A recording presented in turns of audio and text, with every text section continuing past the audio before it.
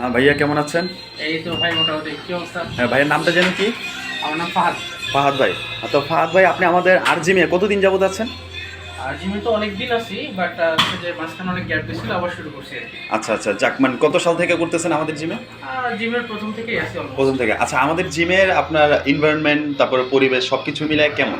আপনার একটু কিছু মতামত। আলহামদুলিল্লাহ, জিমের এনভায়রনমেন্টটা অনেক জোস। হুম। আর সত্যি কথা বলতে সবাই খুবই ফ্রেন্ডলি। হুম।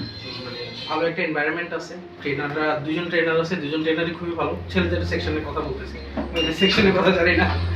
আর হচ্ছে যে যেমন আমি আগে রাতে করতাম, খুবই হেল্প পাইতাম, বাট এখন ইদানিং আমি দিনে শুরু করছি। এখনও খুবই মজা পাচ্ছি এবং অলমোস্ট আমি তো মোস্টলি কার্ডিও করতাম, এখন ওয়ার্কআউটে শুরু করছি, বাট দুইটাতে আলহামদুলিল্লাহ খুবই satisfied। ওকে ভাইয়া, তো মানে এত জিম থাকতে আপনি আমাদের জিমে আসেন, অবশ্যই এক্সট্রা কিছু বেনিফিটেড বা এরকম কোনো ব্যাপার?